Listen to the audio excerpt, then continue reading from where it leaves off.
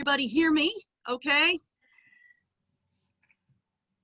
Yes, Vicky, we can hear you, and we'd just like to welcome everybody on put the date stamp. It's the 12th of September of 2020, and Vicky's been online with us before. I've put up online there one of her earlier sessions that she ran in this series, and tonight she's going to an introduction to the Bahai community in Northern Territory. So Vicky, over to you. All right. Well, let me just share my screen with you all and start up my presentation here. All right. So I would like to welcome everyone to tonight's presentation on the history of the Baha'i faith in the Northern Territory. I'd like to especially welcome our Northern Territory community members past and present who have joined us here, and a big thanks to Graham Hassel for hosting this series. I would also like to acknowledge the traditional custodians of the many lands on which we live. For me, that would be the Larrakia people. It is a privilege to be standing on the Larrakia country and broadcasting to you today. And now just a brief introduction for those who don't know me. My name is Vicky Majewski, and I'm an amateur Baha'i historian and genealogist. I grew up in America, in Texas, and I have lived in the top end of the Northern Territory for more than 16 years. Back in July, I did a presentation on using genealogy to research the lives of the early Baha'is, and that can be viewed on Graham Hassel's YouTube channel, which I know that you have just received the link to that. So I'm very happy to see you all. And isn't technology wonderful that we can all be here today and share this wonderful history? Anyway, so first I'd like to cover the scope of this presentation.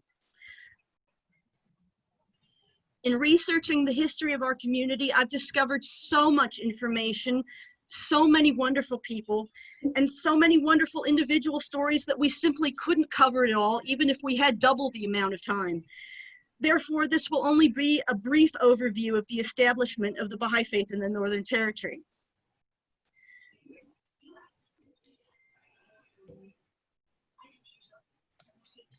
Now, there have been many travel teachers and pioneers to many Northern Territory communities, from the regional centers to the remote outposts.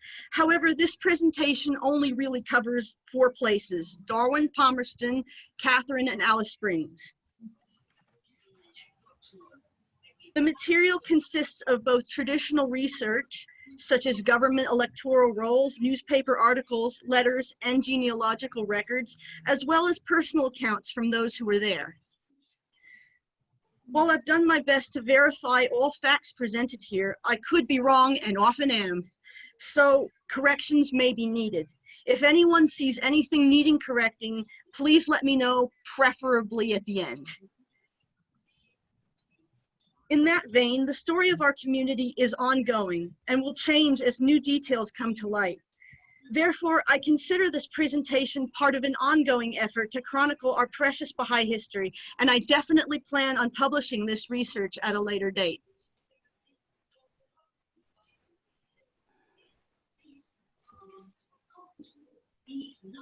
Now I would like to give a special acknowledgement to the work done by Ron Price.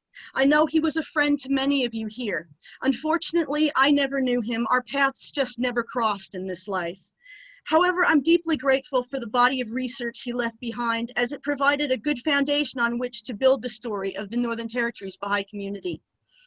So briefly, Ron Price was a Canadian-Australian Baha'i author and historian. He and his family lived in the town of Catherine from about 1982 to 1986, and he began compiling our history in 1984. There's another point here. During his time here, he interviewed over 30 Northern Territory Baha'is, past and present, including Ruth Scott, whom he corresponded with over several years just before her passing. Many, dare I say most, of his writings over a wide variety of subjects can be found on Baha'i Library and his personal website, ronpriceepic.com. And I've got a photo, a sort of a screenshot here of his homepage. And by the way, all photo credits will be at the end if anyone's interested. With that all said, I'd now like to introduce our community's history with a quote from Ron's unpublished manuscript, which was written in 1987 and entitled "The Tinderbox is Lit." He describes how our first Baha'i pioneers might have looked to the peoples living in the Northern Territory. The small group of Baha'is which dotted the horizon in this great outback appeared substanceless to the would-be seeker. Books which seemed turgid and pretentious, flowery and irrelevant, belonging to an Eastern sect, perhaps an Indian religion, a meditation society, all a bit too much for me, mate. Give me something useful. What use can the Baha'i faith be? This was the cry of the bemused skeptic who got close enough to the cause to examine its contents in the great Australian outback. Now, before I talk about the Northern Territory's first Baha'is, it must be noted that most of what we know about these first pioneers comes from second and even third-hand accounts written but many decades after the fact. Therefore, there are a few conflicting details. I'm hoping that further research will help us paint a more accurate picture. In the meantime, we believe that the Northern Territory's Baha'i community started with 2 Army sergeants stationed in Darwin. Their names were Alex McLeod and Ted Holmes. Alex McLeod is thought to be the first Baha'i who lived in the Northern Territory sometime around 1947. All we know about him at the moment is contained in the letters written by Ruth Sinclair Scott and Florence Fitzner. We know that he was an Army medical specialist who became a Baha'i while serving in New Guinea during World War II. One source indicates that he was probably taught by Jim Heggie, which would make sense since Jim was also attached to a hospital unit in the same area at the same time. Unfortunately, Alex McLeod's identity is a bit of a mystery at the moment. Personally, I've done many hours of research and found a couple of candidates in the records who might fit his description, but so far there's no solid leads. So I'd like to appeal to the audience here. If Alex McLeod sounds like anyone you've known in your Baha'i life, please let me know. Any detail, no matter how insignificant, could be helpful. Perhaps he was a member of your community long ago. Perhaps he went by a different name. My contact details will be posted at the end, so please don't be shy, folks. Okay, moving on to Sergeant Ted Holmes. Ted Holmes is thought to be the first person in the Northern Territory to declare his belief in Baha'u'llah. According to Florence Fitzner's report, which was quoted by Bill Washington in the Northern Lights many years later, Ted Holmes was the librarian at the Army base at Larakia during the mid to late 1950s. The Fitzners first encountered him when he responded to their ad on the Baha'i faith in the local newspaper during July 1957. They were staying in Darwin for several months while Harold had medical treatment at the old hospital at Myilly Point and hosted Ted several times at their temporary accommodation. He signed his card in August, which the following month, yes, August, and both this and their report were sent to the NSA in September. The Australian Baha'i Bulletin dated March 1958 indicates that he transferred from Darwin to Melbourne. We don't yet know what became of him after that. Both Florence Fitzner and Bill Washington claimed that Ted Holmes was the one who introduced Ruth Sinclair Scott to the Baha'i faith. However, Ruth's own account doesn't mention him at all. More on that in a moment. So here we have Ruth Sinclair Scott. Ruth Sinclair, aka Scott, was the first woman in the Northern Territory to embrace the Baha'i faith. Unlike the previous gentleman, I've had a lot more opportunity to research her life story. Her birth name was Frances Ruth Isles. She was born in Ballina in New South Wales in 1917. She was married twice. Her first husband was Ronald Sinclair, whom she married in Queensland during 1940. The two of them lived there briefly before moving up to Darwin in 1946. They had 2 sons together and divorced sometime in the 1960s. Her second husband was Ian Scott, and I know some of you have met him. Ruth claimed, and several other personal accounts back this up, that she became a Babi before becoming a Bahai. She is only one of 2 people in Australia to have done this. According to her letters, she declared her belief in the Bab after finding a copy of the Dawnbreakers at the library in Larakia Barracks. This was in June 1957. Now, Ron Price's correspondence with Ruth Sinclair indicates that she became a Baha'i around October 1957. That was according to her. Florence Fitzner's letters tell a slightly different story. They say that after returning to Portuguese Timor in September 1957, Ted Holmes continued to teach the Baha'i faith in Darwin. Several months later, he contacted the Fitzners indicating that Ruth Sinclair was interested. Ruth's letters indicate that it was actually Alex MacLeod and not Ted Holmes who taught her. Either way, the Fitzners then conducted a lengthy correspondence with her and eventually encouraged her to write the NSA declaring her belief in Baha'u'llah. It is not known when she did this, but Ruth's declaration was announced in the Australian Baha'i Bulletin published in July 1958. The National Convention report from 1959 indicates that she was an isolated believer in the top end at that time. I was able to add Ruth to the collaborative world tree known as WikiTree, which is a project I discussed in more detail in my previous presentation. The link to her profile is here. Briefly, Ruth worked in public service until her retirement in 1975. She and Ian moved to Gosford, New South Wales, where she passed away in 1957. Now I'd like to talk about the Northern Territory's first Indigenous Baha'i, Alice Mulgar Doran. And I apologize in advance if I'm mispronouncing anyone's name. I've included a photo here, which I took when I visited her resting place at Darwin General Cemetery in the suburb of Jingley. Unfortunately, some of the sources I found on her background contain, shall we say, outdated language, which would be considered derogatory today. So I won't quote those, but at least one source indicates that Alice was a member of the Marithial people, whose traditional lands are located a number of k's south of the Daly River. However, as I understand it, those people were largely displaced in the mid-20th century. Alice and her family appear to have been living at Mandurah on the other side of the harbor from Darwin City in the 1960s. Alice and her husband, Paddy Doran, are said to have declared their faith after attending a, quote, Aboriginal Baha'i school run by several of the Darwin Baha'is. She is listed in the membership of the Darwin Baha'i community and the local spiritual assembly between 1964 and her passing in 1967. Now I'm just going to briefly read off the points in the following timeline of the NT's Baha'i history. As I've said before, there are so many people and so many great stories that it's simply not possible to cover even a portion of them here. But I will try to touch on some of the main events. So first we have circa 1947, when Alex MacLeod is thought to have begun teaching the Baha'i faith in Darwin. Between June 1954 and 1957, the Fitzners stopped in Darwin several times on their way to and from Portuguese Timor. They passed out pamphlets and talked to newspapers, and as I understand it, that's what they were taught to do by the Duns. In 1956, Frank Saunders became the first Baha'i to live in Alice Springs. In 1957, Ted Holmes and Ruth Sinclair both became the first people in the NT to embrace the Baha'i faith. In 1958, the Hands of the Cause, Enoch Alinga and Collis Featherstone visited Darwin and held a public meeting at the Larakia Barracks.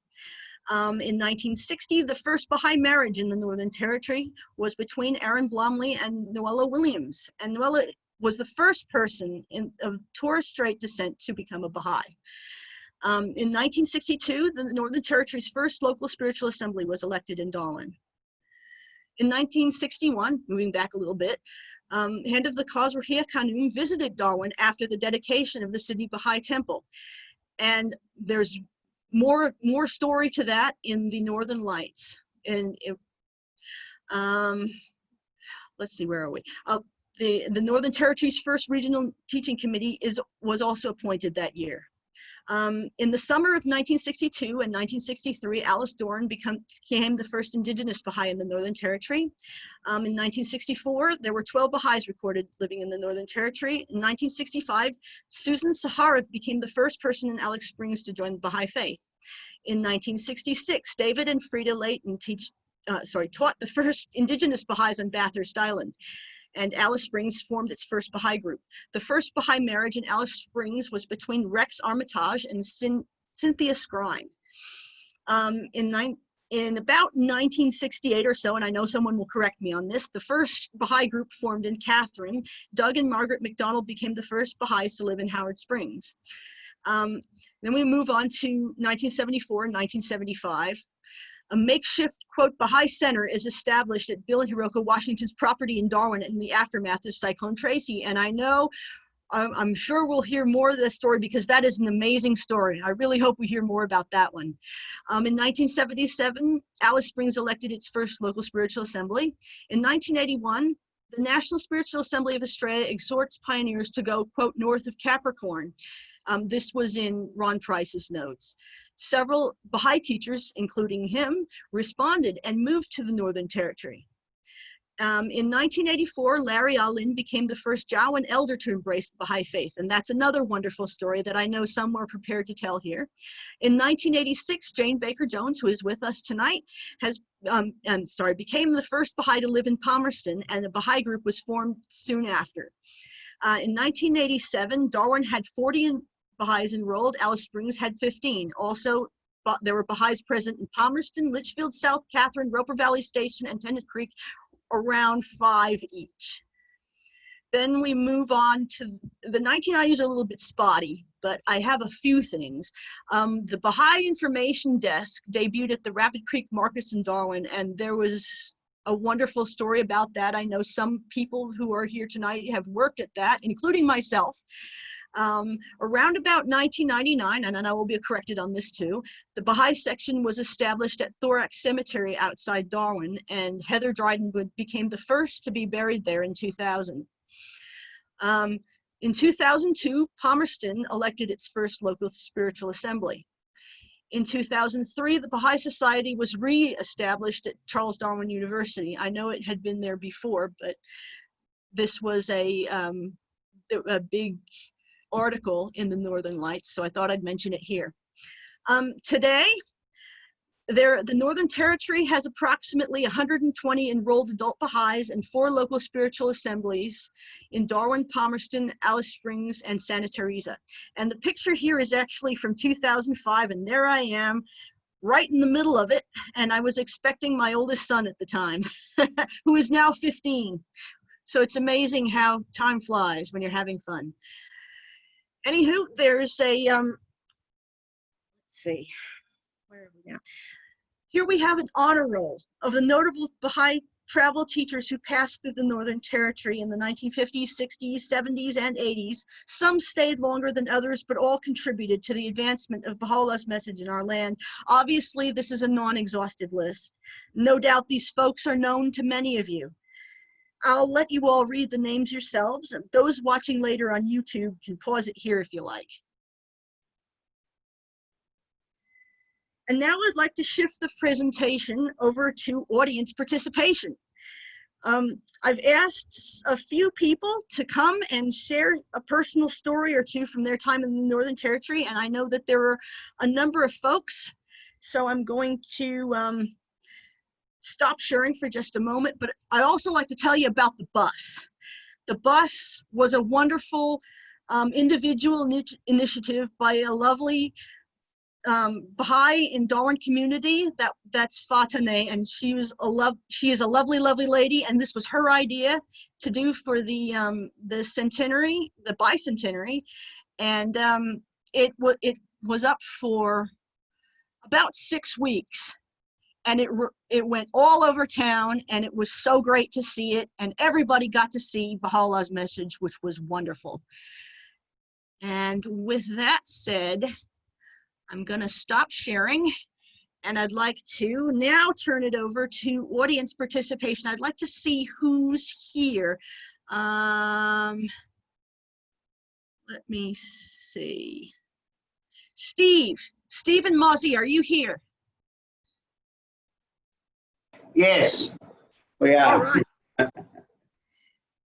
So due to time constraints, I'm thinking it might be best to just go around the virtual room, and starting with you all, because you spent a lot of time in Alice Springs and in a lot of the remote areas that I haven't been. So could you share with us your best, most standout memory from your time here so far?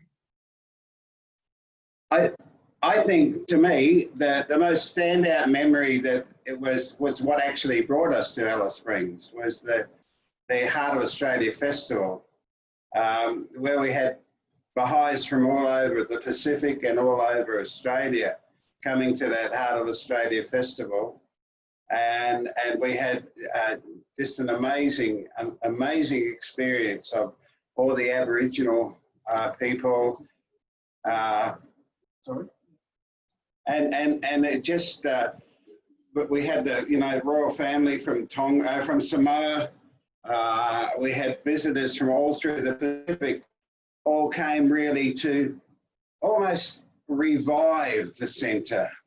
It was like we had a second one in 1995, and Ed Cipriano at that time was the secretary of the National Teaching Committee, and I was given the job of coordinating the meeting, coordinating the function on both times. But Annette rang up and basically stated that we were having a lot of problems in Central Australia getting it off the ground and everything.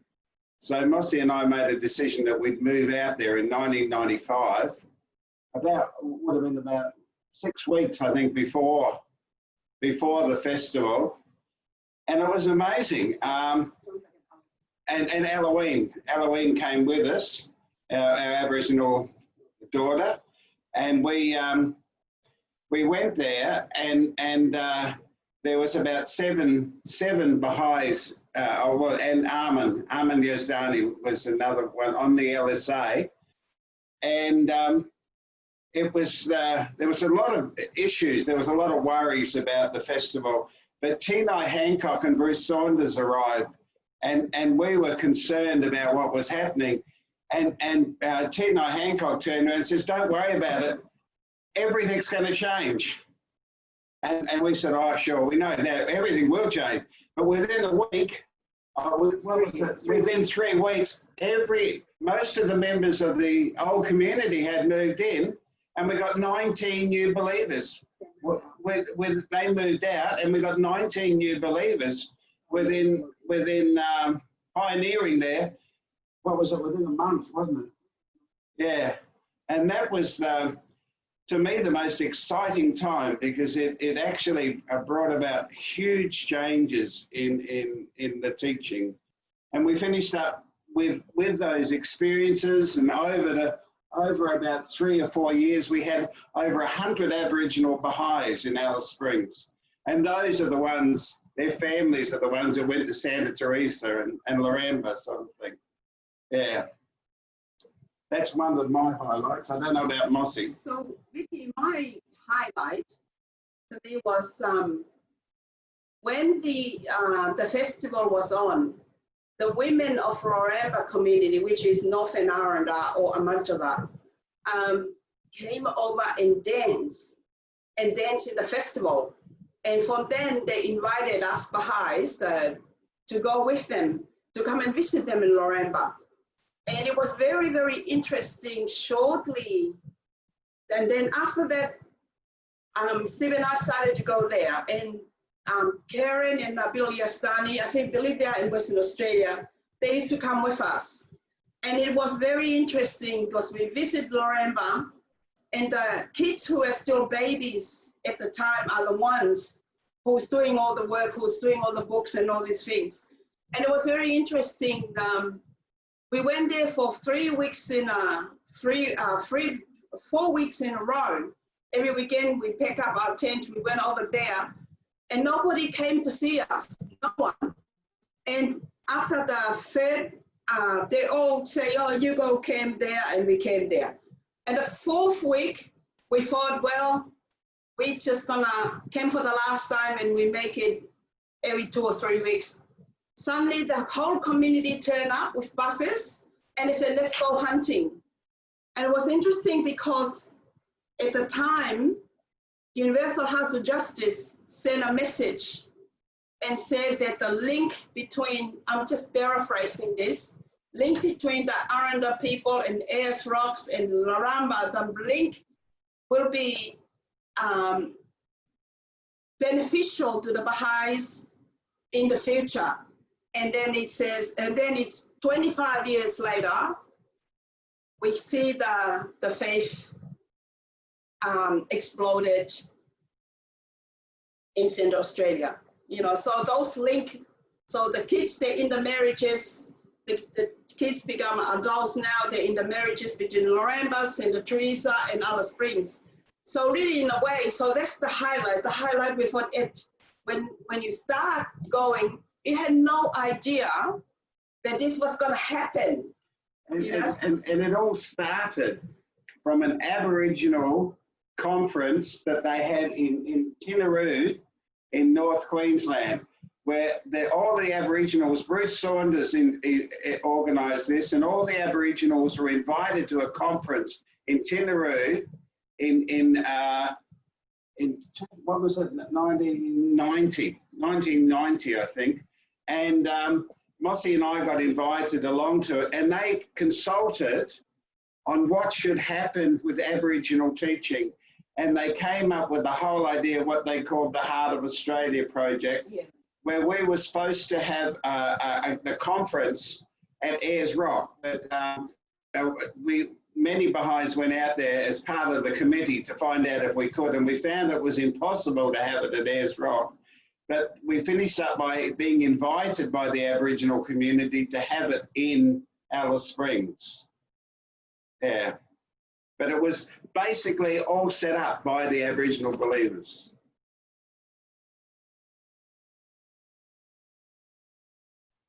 Thanks very, very much for your wonderful stories. Can I see, Linda, are you here?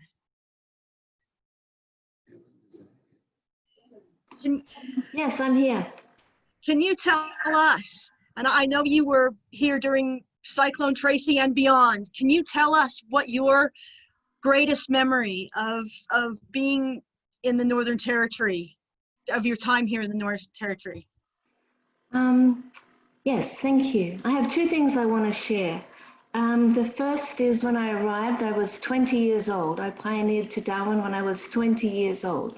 That was 44 years ago. I've come and I've gone, I've come and I've gone, I've come and I've gone, and I'm not sure that I haven't gone back for the last time. I remember being the oppressive heat, the oppressive loneliness, the oppressive sense of urgency, the enormity of the work, and what you already said. All we had was pamphlets and talking to people. We didn't have Rui institutes, we didn't have a systematic, the Bahai family, the Wilds, didn't even have a telephone.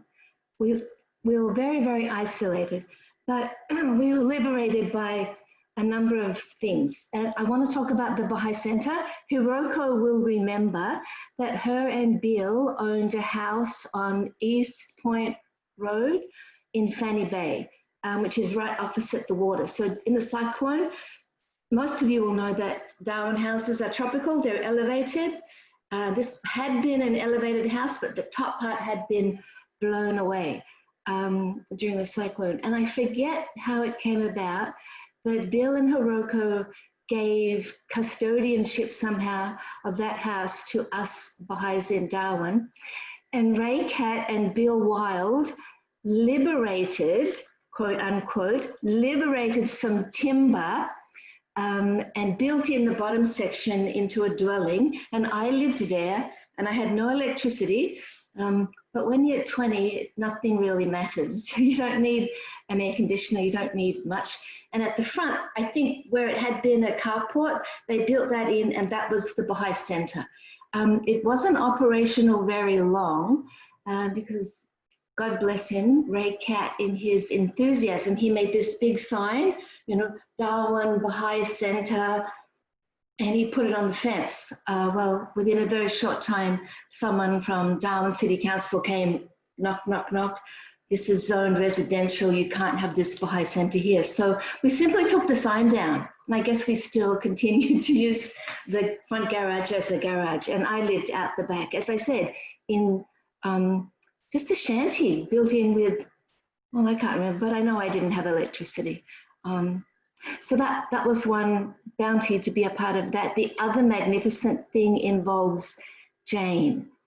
Jane and I, in 1987, in January, we drove, 2 girls in a car, they should make a movie. We drove from Darwin to Alice Springs with my 2 young children in the back seat.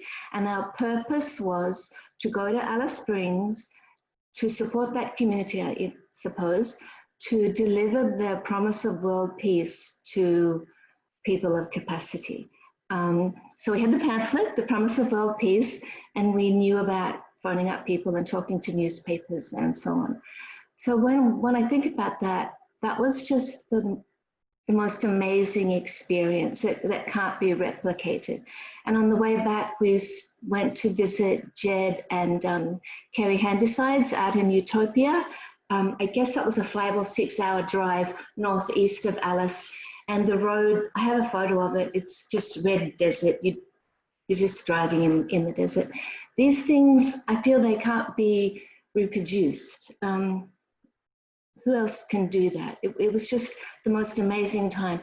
I feel that I'm no longer that 20-year-old. Yes, obviously 44 years have gone by, but I had such an amazing experience and met so many wonderful people, and the opportunity to grow materially and economically and spiritually. I owe a lot to the Northern Territory and to all the wonderful people and all the wonderful experiences that I had there. Yeah, it was just an amazing opportunity. I could talk longer, but I won't. Thank you so much. Thank you, Linda. Jane, same question to you. Just, been outstanding. I think you're muted. Am I unmuted now? Yeah, it's very difficult. Jane, we can hear you, but it's only if you turn your volume up in some way or get closer to the microphone. Sorry, for those of you who don't know, I've lost my eyesight, and so doing that sort of stuff's really quite difficult. Better now, Graham? Yes, we can hear you. Go ahead. I guess that trip to Alice Springs was incredible, and home through all the dirt roads, the red dirt roads. One of my best memories involves Linda, and it was earlier than that. We drove to Catherine, specifically to visit Heather and Larry Arlin. And Larry really was an amazing gentleman, and he Linda left Darwin at the first time about the time that my kids were born, and they didn't have a grandfather. They had 2 grandmothers but no grandfather, and Larry really became a grandfatherly figure to them, and he often used to come and stay at our place, and his story was incredible. Later on, and I don't know how much later on, but there were 3 young Aboriginal men from out around Yirrkala, which is Nullarbor way, who became Baha'is in Melbourne through Navash Masters at an Aboriginal dance festival that they'd been and performed at. And one of them, a man called Stephen Marika, is still a Baha'i living in a remote outback community in Yirrkala. But I did a couple of trips out there to visit with them and had the most amazing time. And I think that going to the remote communities throughout the territory was always a really special experience, particularly when you went there and found some Baha'is. And, Stephen Mossy will know, Linda knows, the people, the Aboriginal people who became Baha'is, then struggled for the rest of their lives, being pressured by the community spirit to be more like the community spirit was. And one of these young men who declared in Melbourne, Daniel Marika, became, he said to me one day, I'm going to end up the spiritual elder of the community, and they expect me to be a Lutheran. And he went back and rejoined the Lutheran Church. Stephen was the only Jane, sorry, I'm just going to interrupt you just for a second. We can hear you, but we can't see you, and we're seeing other people because you're a bit quiet. So we just need to get back to you. Steve. Sorry, don't know what's happened. Jane, we can see you, but the microphone is too loud. Thanks, Ahmed. We're aware of that. One of those expensive microphones that George Carco made me buy. No, he gave it to me. Sorry, it's not working. Let me see, because now I'm going to go to your list. Who? Let me see.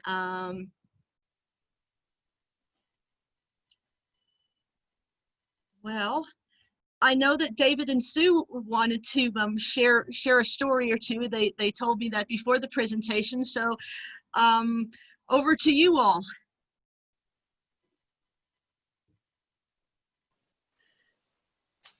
Hello. Hello, we can hear you. Good. We knew Larry Arlin when we were in Katherine. We went up to Pine Creek and saw him there, but then he moved to somewhere else and nearer to Katherine. So we knew him pretty well. And I found out that he had been in the Korean War, and he complained to us that he had lost his medal. So I was persuaded to ring up the Tyndall Army base and ask about him. And he had fought in the Battle of Kapyong and received the citation from President Truman. Yes, and so what happened was that as a result of my phone call, a sergeant major turned up at our residence, dressed beautifully. I mean, you could see yourself in his shoes. They were so bright. He was fully dressed, sergeant major, on this occasion. So straight away, he says to Larry Arlin, "What's your regimental number?" or some number that he had to know. And Larry rattled it off very quickly, and that was that. He was in. And the next thing we know, they have found out that he didn't lose his medal. He had never received them. And so the army went about righting this wrong in style. They had a big function in Katherine, which we missed, but never mind. And Elizabeth Johnson was there, and the mayor and the whole town turned out for it. So Larry got a wonderful sort of retrospective recognition for his service. We had a good relationship with him. He once talked, he was one of the forgotten or children that were taken away in their childhood from their parents. And I said, what did you think about that? And Larry said, it was the best thing that ever happened to me. So there you are from a different perspective on that. Sue. That's the story of Larry. I've got another one, but maybe it fits in later, about the rainbow dancers. The people, the Aboriginal Baha'is in Yirrkala in the north. I've vaguely heard of them, but I would love to hear your story, and you can tell it now if you like. I know that story was fully reported in the bulletin at that time with all the pictures. But it was our son, Dion, who put together a multicultural group, a bit like Wildfire. And they went traveling up to Bahai communities in Queensland and into the Northern Territory. And I think three wonderful Baha'is from the Yukala community joined in. One was Stephen Marika. I see his name still on the voting list, and Robert Nemiripin. And these people were magnificent dancers and artists, and they could play the didgeridoo. And there was another one, and three of them went with our son Dion to the World Congress in '92 in New York, and they danced there, and they got our son Dion to dance. Sometime they got him to play the didgeridoo, and he complained to them, "Why do you always do the same dance when I play the didgeridoo?" And they said, "Well, you're playing the same music every time." And then from the World Congress, the group went around to Native American reservations. And they danced with the Native American elders in their dances and had a wonderful time. And a few years later, one of those dancers, Robert Nemiripin, now he was a wonderful didgeridoo player, but astonishingly, he could sing. And his voice was just like one of our opera singers. Was so beautiful, all self-trained. And so we took him to the villages of Mountain Brown in Papua. It's a most mountainous place. You have to walk in there, and you walk through jungles all the way. And at that time, when he arrived at the airport, he had forgotten his didgeridoo. So we had to find a pipe.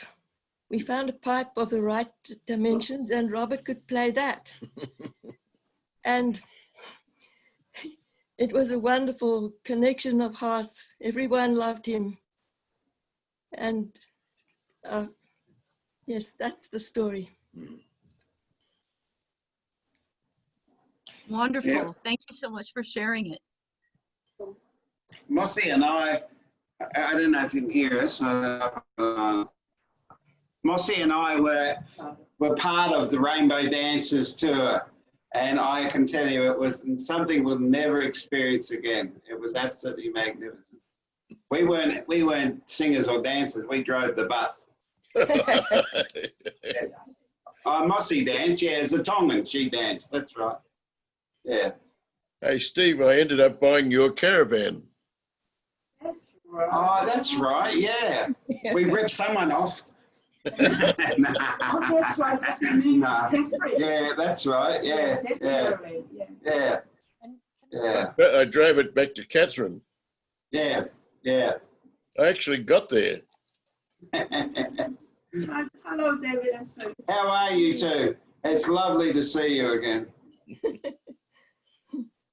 Could I just add? Am I demuted? No. We can hear you, Jane. Could I just add that those three young men who went to the World Congress got into terrible trouble that I got involved in because they didn't come home. They went for a long time off to around America, and then there was a lot of concern about where they were and how these Baha'is had stolen them. And you know, the stolen generation is still very much, I know Larry thought it was the best thing that had ever happened to him. He joined the army, he got a university degree, he always had fabulous work. But in Darwin, when I was there, trying to organise children's classes was so difficult because people were so concerned about the stolen generation and were concerned that the Baha'is were trying to steal the children. Does that still happen, Vicky? Not that I know of, but I haven't been involved in coordinating children's classes in many years. I know that Stephen Mozzie, I know that you've been doing children's classes at your house. Have you encountered that attitude at all? I didn't really hear what Jane said. Yeah.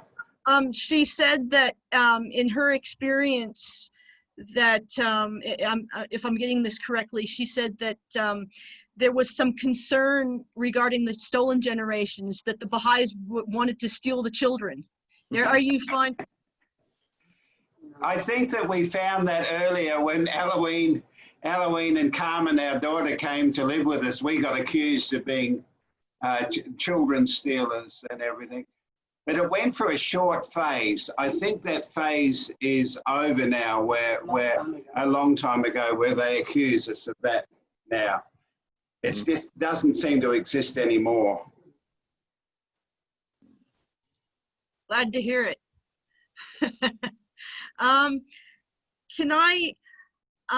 Is Aaron still on? Do you have, I can see a load of messages. Do you have anything to add? I of course could talk forever, but people know me well.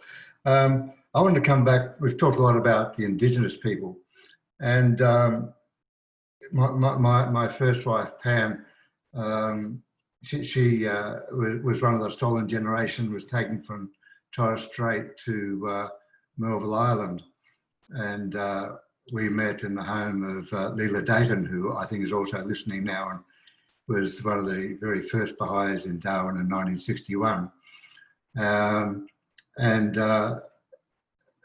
Nola later on became a Baha'i, and I don't know if my son's watching this or not, but he's still serving on the LSA of Darwin. So it's a nice legacy to leave behind. But talking about Indigenous people, you got to remember people like Joe Dobbins, who went out to Groote Eylandt and pioneered out there in the early 1960s. So through the contacts through Nola and Joe, most of our contacts were from Groote Eylandt or from Melville Island or Bathurst Island. The fact that I played football with St Mary's, which was all Bathurst Island people, helped make that contact, of course. But a bit like Linda, that was back in when I was in my 20s, so not playing football anymore.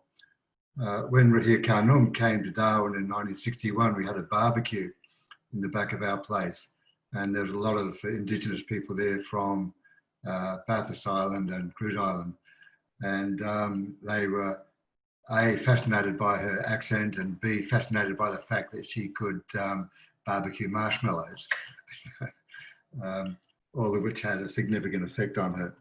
So I actually, before I was married, moved out to Winnelly. Now, you people in Darwin know Winnelly is a quite developed area, but at that time, it was just a group of Sydney William huts. Some had electricity, some didn't. None had any sewage system.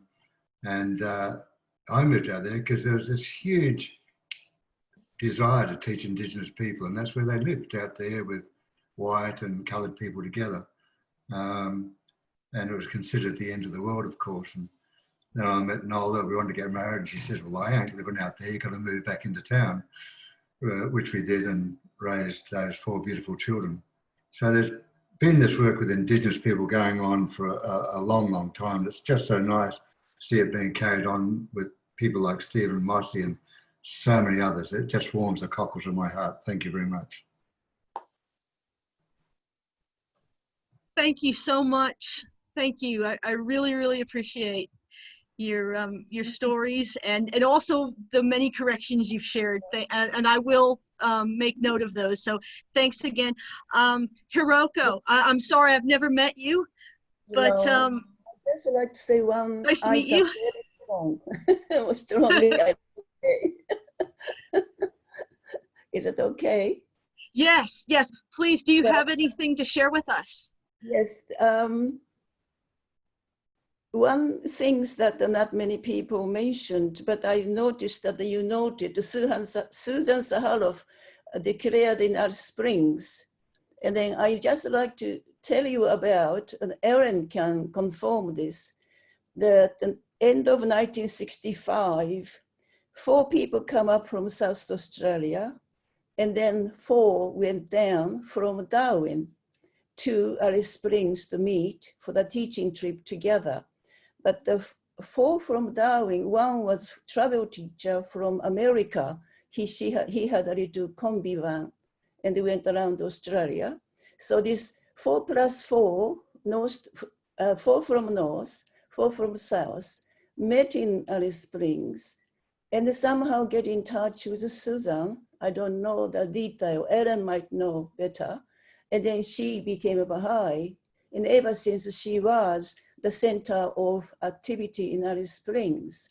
And I remember after our first daughter was born, 1966 in July, we went down there, took 22 hours drive down from Darwin to Alice Springs.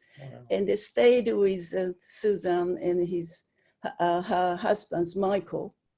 But anyway, these things, it's important to note. When I got to Darwin, 1964, and I declared 1965, myself and I think Aaron was only 2 youth at that time, but he was already married and had children, so we didn't regard him as youth, but I was only 1 youth in the Northern Territory at the time. But anyway, I just like to say this teaching trip they made, it was quite a historical, I think. So you can maybe contact Aaron or myself, can let you know who they are. And also, can I take this opportunity to say hello to David Hassel and Rodney Hancock, Paul Leyton, Ann Hinton, and Eva was somewhere, and David and Sue. Did I miss? And then Paul Stevenson. I just like to say hello because I haven't seen you so long. And I'm glad to see all the happy face. And Neil Podger. Lucky things you never had a chick farm in Tasmania, so we lost contact with you. So just like to say, so nice to see you and catch up, just seeing your faces. Now, Chris Price was visiting me yesterday, actually. We had a lunch together. And she's a visiting daughter who moved from Georgetown to Hobart to live. And if anybody wants to know anything, I can check with Chris and let you know. But I did send a message to Graham that I can check what you asked for about Ron's, what is it, what you say, on the net or whatever. And I have this Jeff beside me, helping me with his computer to see you all, because with my iPad, I can't see much. And also Bahai Center, Linda, you talked about it. I must tell you, be honest, we didn't know anything about you were using our property for Bahai Center. So I just let you know, we got such a surprise when we come back, had a still Bahai Center plaque was on, and you are building toilet and shower, which without any permission. And so we told you out. So that is a sort of early time. So I just give you this background things for you to laugh about it. And we have to be very careful using someone's property without asking. But that was good. Okay, thank you so much. Graham or Vicky, can you hear me? Yes, we can. Go ahead, Jane. Because Hiroko and Aaron have just talked, do they remember Hedy Moani? Because he was there in Darwin during the cyclone. Do you remember him, Linda? Yes, I remember him well. Okay, I didn't meet him until he moved to New Zealand. And does everybody that knew him know that he was murdered in New Zealand? You know, Vicky? Yes, very tragic. I read that very tragic story. And I was very sorry to hear that. He's probably one of the very few Australians who was conferred, she conferred the honour of being told that you're a martyr. Was. Hattie's. You've muted everything. No, it's unmuted. Is Iran Milne, who's living in Albany in Western Australia. And Hattie's first arrival in Australia was in Perth, where he stayed with his aunt and uncle for some time. I used to live with Hetty in the Esplanade Hostel in Darwin, on the Esplanade for several years. So he was always very active in teaching there.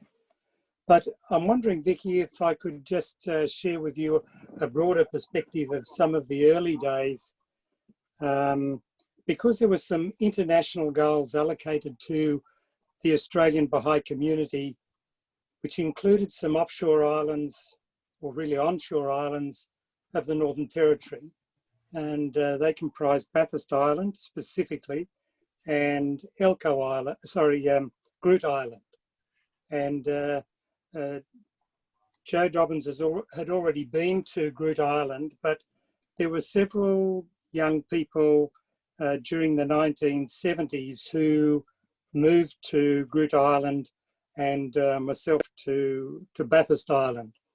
And I wanted to share with you that I remember offering to pioneer at an international conference in 1967 in Sydney, and I hadn't finished high school and I was ready to go, but the Pioneer Committee cornered me and counselled me, and they very wisely said, we need someone to go to a very difficult goal, and the only way to get there is as a Roman Catholic priest, a Roman Catholic nun, an Aboriginal person, or a forestry officer. And they asked me to study forestry, which I did for 4 years, and finally got to Bathurst Island in 1973, 9 days before the end of the 9-year plan, and stayed there for some 7 years, trying to teach, but on a Catholic mission that was still very strongly a Catholic mission at the time. It was very difficult to actively teach very much. But I wanted to mention that Julia Salter and Juanita Buckney and Stephen Joseph pioneered to Groot Island during that time. They were, all of us were at a similar age in our early 20s at the time. So there were things that happened outside Darwin and Catherine and Alice Springs and areas around the centre. But maybe one of the things that I found most interesting is that in 1975, the Indonesian government took over Timor-Leste. So all the work of the Fitzners was in jeopardy because the faith had been essentially suppressed in Indonesia. And I happened to go on pilgrimage in 1976, and I was cornered by a member of the House of Justice, Dr. Roo, who had an interest in Australia, and we were collecting materials for him to run a children's class. And he asked me what the story was about East Timor. And I explained the situation as I knew it. And by the time I got back to Australia 3 weeks later, there was a letter from the National Assembly asking for advice on what was happening with the Baha'is who had managed to escape from Timor-Leste, most of whom were settled in Darwin. And I want to acknowledge Carol Sherman, who's also on the line here, who can also advise you on that because she was a Portuguese speaker who specifically went to Darwin to assist the people there. Paul Leyton also I want to acknowledge because he was he was raised on Melville Island, and his family then moved to Catherine. So he spent much of his childhood and youth, and at one stage he, my wife Suzanne, and myself were members of a regional teaching committee for the Northern Territory. But I also wanted to flag with you that in 1972, the Universal House of Justice made a ruling on the definition of communities in the Northern Territory, which was one administrative area at the time, and how communities could be defined at that time, which was not usual for Australia. But I have a copy of that letter if it's of any use to you. Oh dear. Thank you so much. You're Paul Stevenson. Yes, I can barely. I see only part of your name. Sorry. I feel silly for asking, but is that your name? Yes. Yes. Mm-hmm. It's nice to meet you. I've heard about you, but never met you. Yes, in fact, Well, I was going to say people should introduce themselves when they come online, so that thank you for that, Vicky. And also we have Leyton on the line as well, and it'd be lovely to hear from Paul sometime soon because he was just referred to by Paul Stevenson. Yes, and let me just go. Paul and Carol, are you both here? I think you might be on page 2 here. Yep, we're here. Oh, good. Oh, good. Good. Do you have anything to add? Do you have anything to share with us?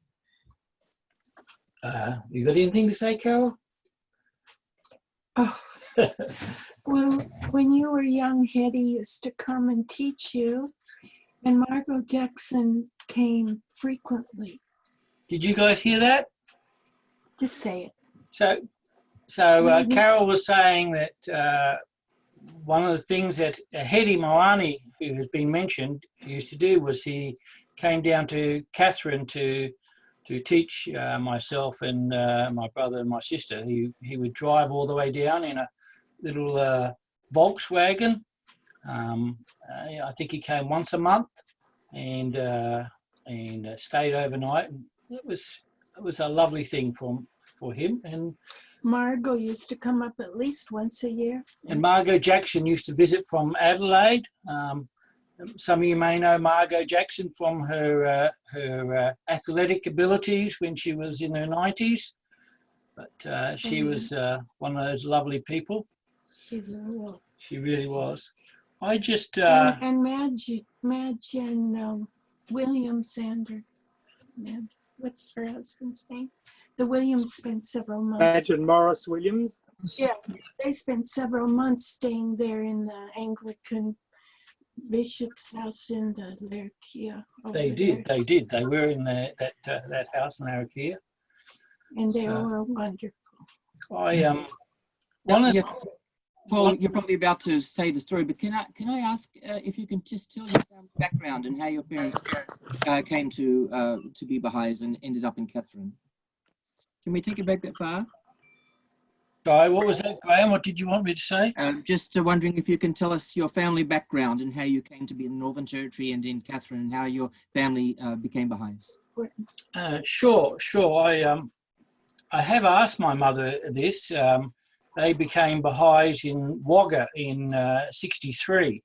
My father had a back injury and was treated by some Baha'i. That would be Ken Morgan. No, I think it was Ralph Peters.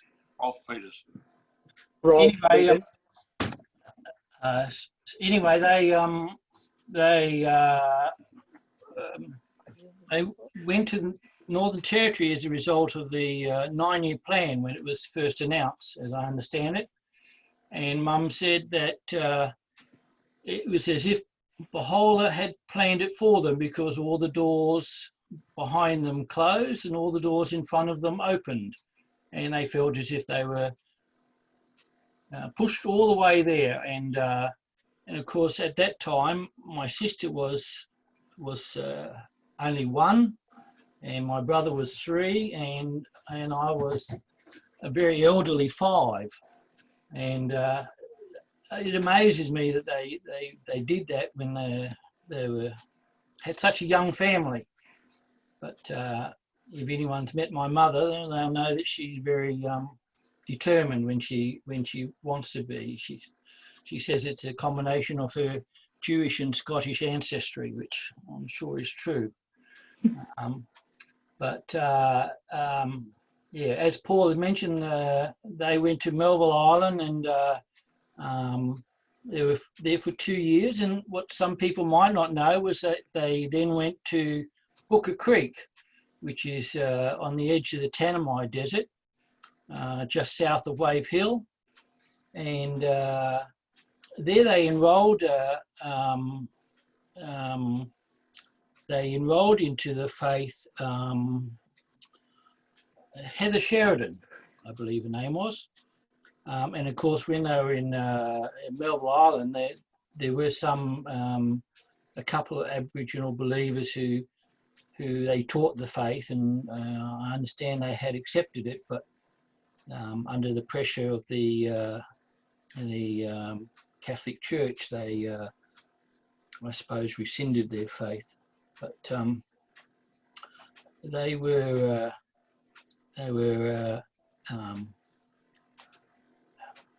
yeah. I mean, in all of them. Yes, and then in Catherine, we had a little community at one time because Marion Leyton came up from South Australia, and we had another young lass called Kathy Mary. I have no idea where she came from, but they left after a while. Another early Catherine believer was Sinclair Mann, and he was there for a few years. But of course, we all eventually left. That's probably about all I need to say. No, your dad was helping around Catherine. Well, one of the other things was that my father was a municipal worker, and he managed the municipal works, and he had to bury people who couldn't afford a private burial, and of course he buried them. And what else could he do but say a Bahai prayer over them as they were buried? So there's to help them on their way, which I guess doesn't happen that often. All right, that's probably enough. Thank you so much. Those are wonderful stories. I really do appreciate hearing them. There are quite a few people, and I apologize if I don't get to everyone, but I'm going to try. Leila, do you want to say anything? I haven't met you yet, but I've read so much about you. Leila, just have to unmute yourself, and then we can hear you.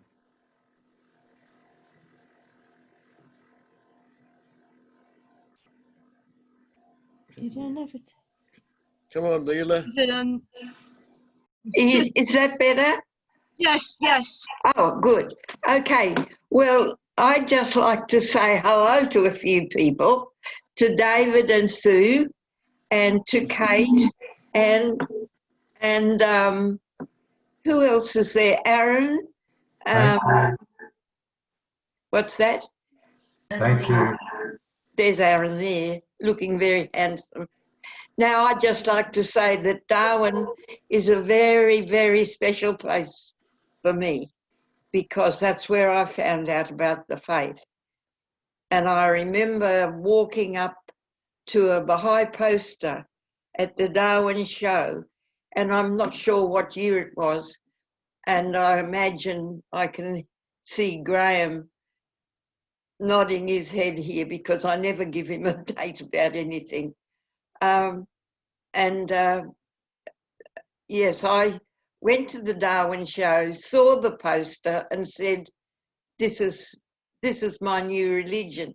I said that to Pam, who then later married Aaron. That's the lass that comes from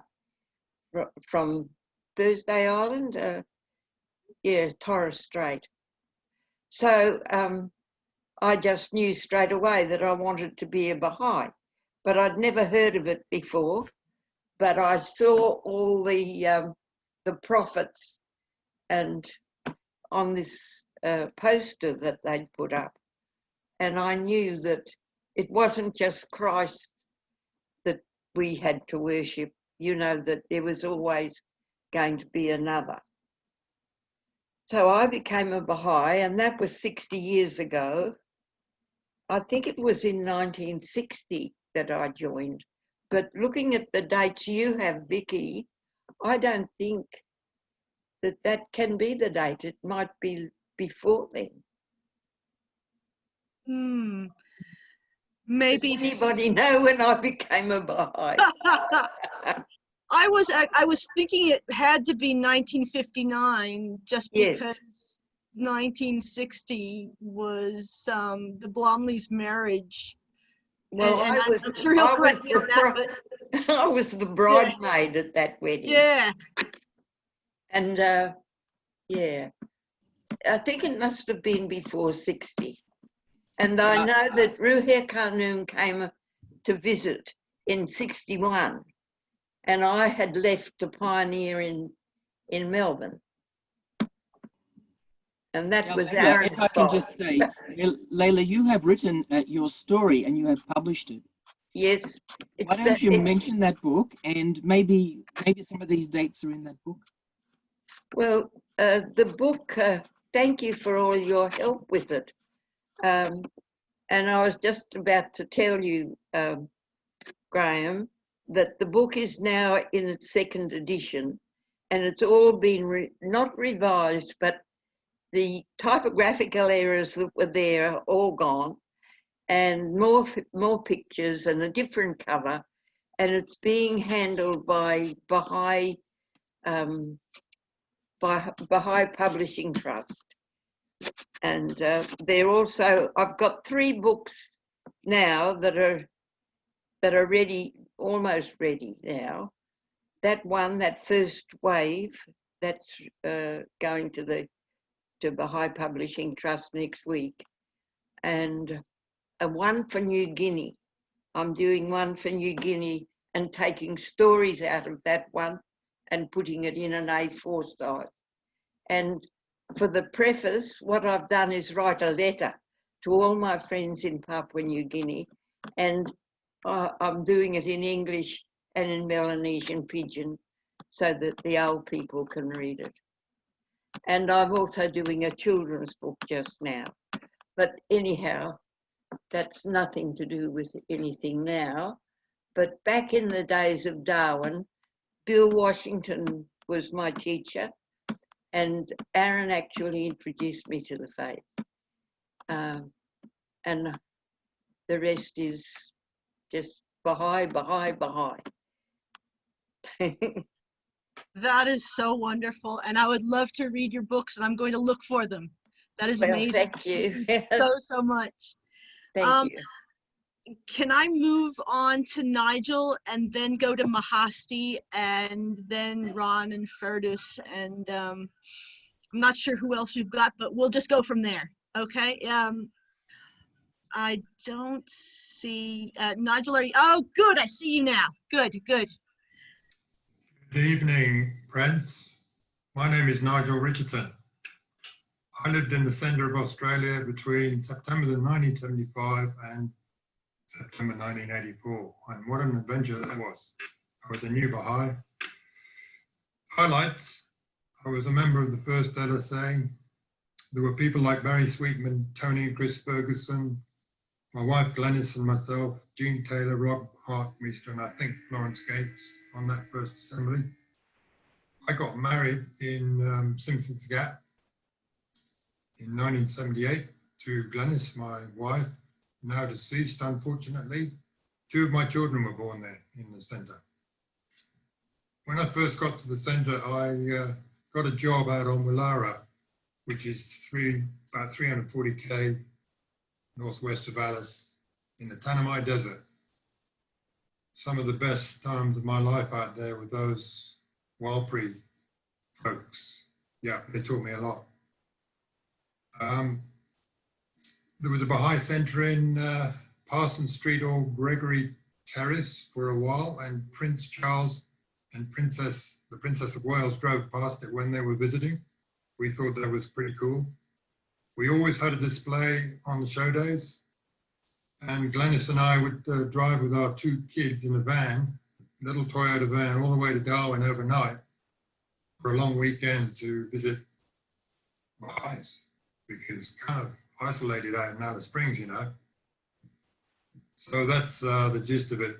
And we were very well known in the town because the population was only about 11,000 in those days, and so it was easy to get to know the pollies, the cops, the church leaders, you name it.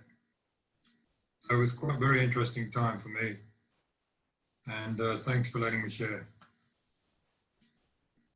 Thank you so much for sharing. And I have read a lot about you too. I've read a lot about a lot of you.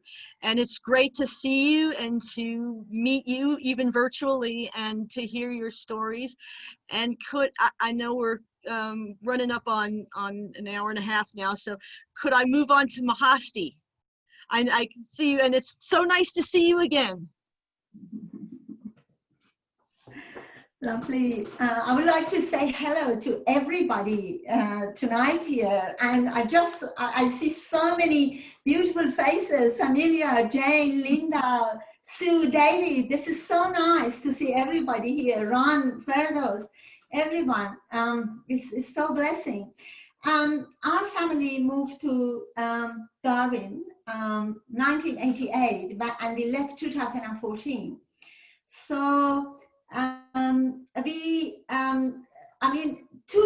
two fantastic, beautiful people that were before us there, Linda and Jane, that we immediately met, and it was an amazing time.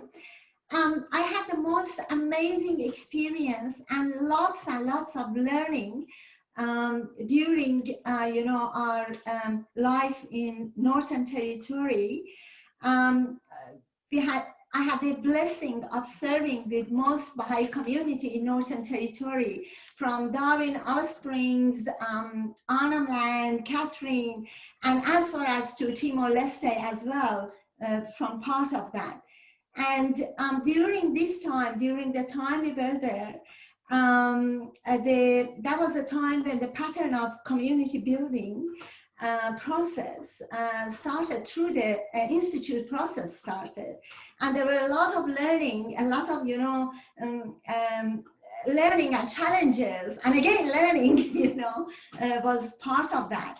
Also, that was a time that, the direct teaching started. Regional Bahai councils formed in Australia for the first time. So it was amazing experience. Two people, everybody inspired us over there in Northern Territory, whether, part of the community or outside the community. One of the good experience was for working with populations there. But two people that really mostly, inspired me were Ray Cat and Kate Dwyer. So these two people were the spirit of, especially Ray Cat, because we were in the same community, we served in the same assembly. People who serve with me in the assembly, they know that, he was the spirit of the meeting there. And it was amazing, same as Kate Dwyer in Alice Springs. It was great. I know that there are so many stories, so many nice things to share, but I know that it is a short meeting. We catch up later. Thank you, Vicky, for arranging this. You're most welcome, and thank you so much for sharing your part of it. Sometime I would love to hear about the building of the information desk, because I only read a little bit about it, but I know Mosin built it, and the whole story of that. I know we don't have time for it, but I would love to hear more about it some other time. I just want to quickly go on to Ron and Ferdous, if you have anything to share with us. Sorry, Vicky, I'm just going to pipe in and say, let's not hurry people. We'll extend a little if we can, because we don't want people to feel rushed. This is okay. All right. Well, how are we on time though? Are we? Because I can see it's coming up to an hour and a half since we started. Let's put at least another 15 minutes, if that's okay, because we've still got a few guests. Okay, if it's okay with you, it's okay with me. So sure. Okay. Let's continue then. Okay, so yeah, Ron Ferdous here. So we're in the top end from 2001 to 2017. Interesting time when we moved. We got to know Jane and family in Palmerston. Very few Baha'is in Palmerston, but we managed to get together an LSA to form in 2002, 12 months or so after we moved there. So that was quite good that we were part of the first LSA in Palmerston. I remember fantastic times in Palmerston.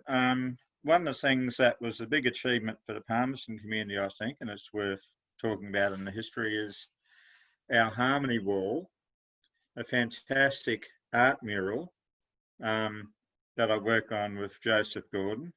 And we had 400 people from Palmerston help us with that, that fantastic artistic, inspirational centrepiece in Palmerston. And we had the Lord Mayor of Palmerston come along, and Annette Burke at the time, to launch it. So that was one of the things that I fondly remember. The other thing I remember when I first went to Palmerston and Darwin was one of the first events we went to, and Mahasti had a fair bit to do with this, was a interfaith event for United Nations Day at Parliament House. And that went on for a few years after that, but I must say that the person who originated that, and one of the outstanding Baha'is in the Northern Territory, was Graham Nicholson. So Graham was, up in the NT from 1974 to 1998. So yeah, and I liked working on interfaith events, and there are quite a few that we worked on over the years. I think one of the highlights in my time there was towards the end, where we had a bicentenary of Baha'u'llah at Parliament House. And in October 2017, I think it was. But that was fantastic. That was a way of getting together the Baha'is, not just from Darwin and Palmerston, but also from Alice Springs. And that was a fantastic event. So I really enjoyed working on that and all the other external affairs activities that I worked over the years. But I can share a lot of ideas and dates and so on for some of those activities. One of the things that Ferdous and I organised for a couple of years in Darwin CBD was the Bahai Expo. So in 2006 and 2007. And that was a fabulous experience. And we had the Bahai Expo in an art gallery next door to the entertainment centre. So I got to meet quite a few of the locals, and we had an excursion in 2006 from Camilda, and some fantastic artworks that we rounded up from around the country, including from Graham Nicholson, but also from Helen Gordon.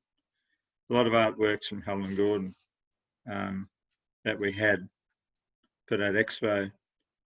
But yeah, so we both missed Darwin. We think it was a fabulous experience in our lives as Baha'is, and it's great that we could be part of this tonight. And I'm happy to share whatever knowledge and dates and ideas I have with you, Vicky. And I've got some great photos too. I was looking at photos, and over the years, I had some fantastic photos, so we can have those to share as well. You have anything to add, Ferdous? But thanks, Vicky. You're most welcome, and thank you for joining us and sharing, and I would love to catch up with you as well as anyone else later on and keep this going, because like I said before, there's so many stories. Even if we had twice the amount of time, we couldn't get through it all. So I really appreciate everyone who's shared tonight and everyone who's joined us. And I just want to do some acknowledgements before I conclude. I'm going to now share my list here. Let me go back to the Zoom here. Here's Zoom. Let me now share the screen here. Yep. Not that screen, this screen.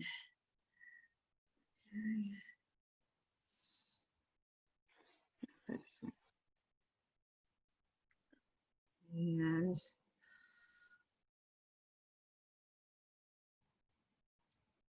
just say,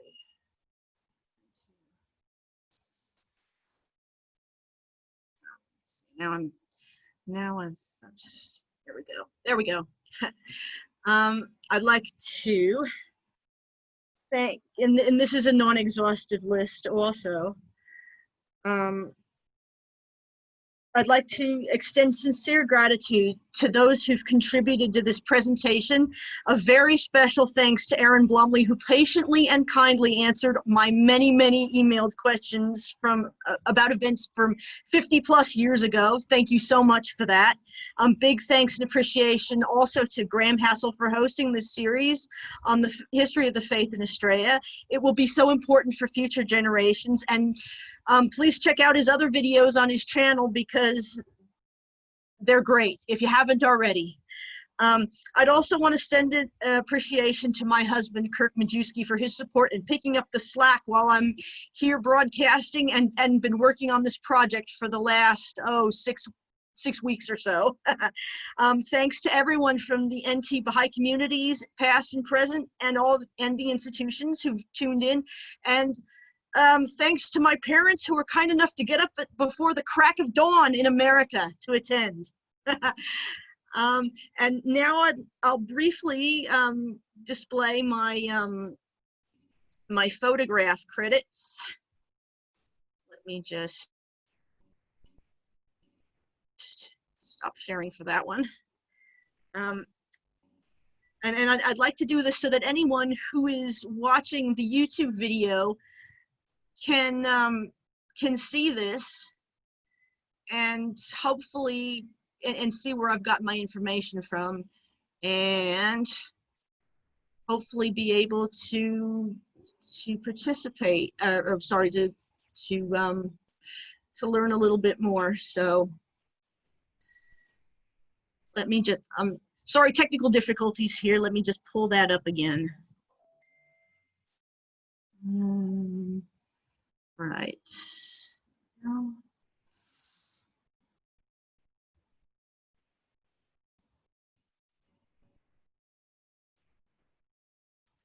Again, if you're watching on YouTube, you're more than welcome to pause the video and see, etc.